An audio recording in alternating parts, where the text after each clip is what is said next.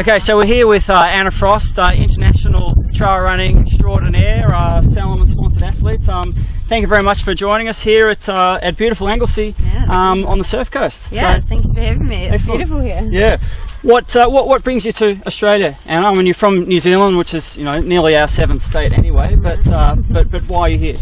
Well, firstly we were here for the New Zealand Australia Sky Running Series, which is new to Down Under, which is fantastic.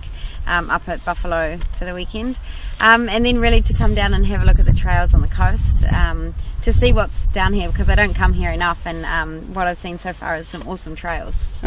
You travel the world, day in, day out racing. It's your job really, and so you've got to have a real love for trail running. So what is it about trail running that you really, that gets you up in the morning to go out, hit the trails? I think trail running is so diverse, and it's got so much versatility to it. You can go out and be on a coast and be beside the beach and have that really nice feeling of being on the water's edge, or you can be way up high in the mountains and right up close to the clouds. So it can give you a lot of different opportunities, and you can see a lot of different places.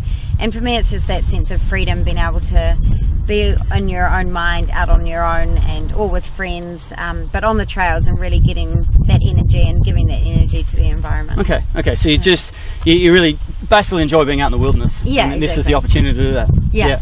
Excellent. So as I said, professional trail runner. What is a standard day? Can you talk us through a standard day in the life of Anna Frost? How much running are you doing, and what do you eat? So just in a snapshot. I mean, it's really different depending on if I'm traveling, or if I'm racing, or if I'm training, or if I'm in recovery. But generally, I get up, I have breakfast, which is usually peanut butter and banana. That's my favourite. Okay. Just to get really to the nitty gritties. Yeah. Or fruits or whatever. I go out running, and it could be anything. It could be 30 minutes on the coast. It could be 4 hours in the mountains. It's really just dependent on where I am and what I have to train in.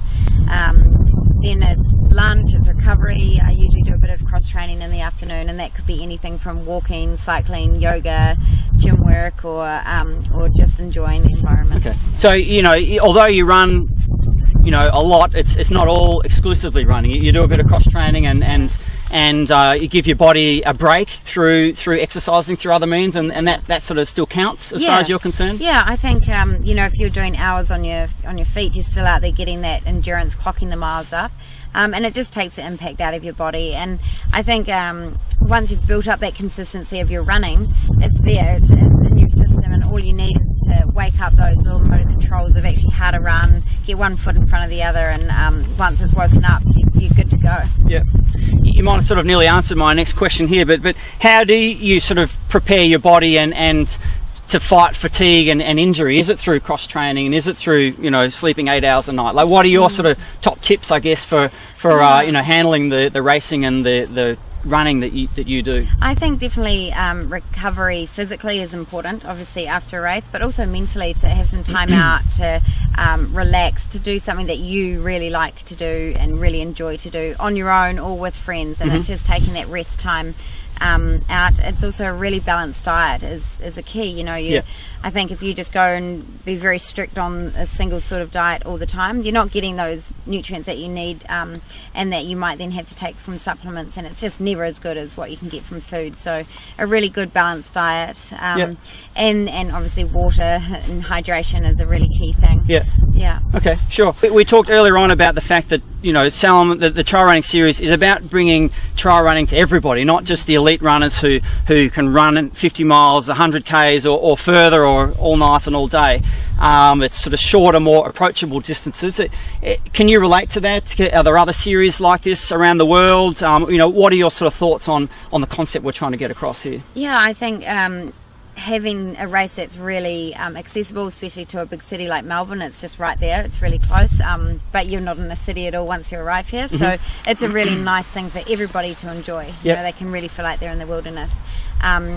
There's a lot of women obviously in these series, which is fantastic, because it's a nice safe environment for women to come out and join other women in a group and go out and run and have the nutrition, the aid, the help, the support there that they need. And Yep.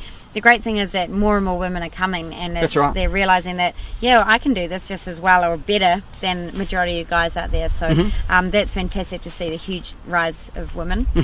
And also the other thing is that just because there's a fashion of trail running, which is 50k or 50 miles or 100 miles or even more. It doesn't mean that 5k is not trail running. That's right. And it's just each to their own. You know, you can, if you love doing 5k trail races and you're good at it, then why not do 5k That's trail right. races? Just stay at that. It doesn't mean that you have to go next time and do 100k, next time do 160k. If you're happy doing 5k, do 5k. That's right. And that's why these races are really great, that they provide some varying distances for you to challenge yourself. Have you got other tips for sort of newcomers that you could share? In newcomers to trail running of any distance, you know, is it to run 5 times a week, or is it just to fit it in around your life? What sort of quick tips would you give to someone who's a newcomer? Definitely consistency is a key. It's better off to go for a couple of 30-minute runs during the week, or one every day if you can, than go out for 6 hours once every 2 weeks. Good point. And that's it. That way you just keep the motor control going, and the muscles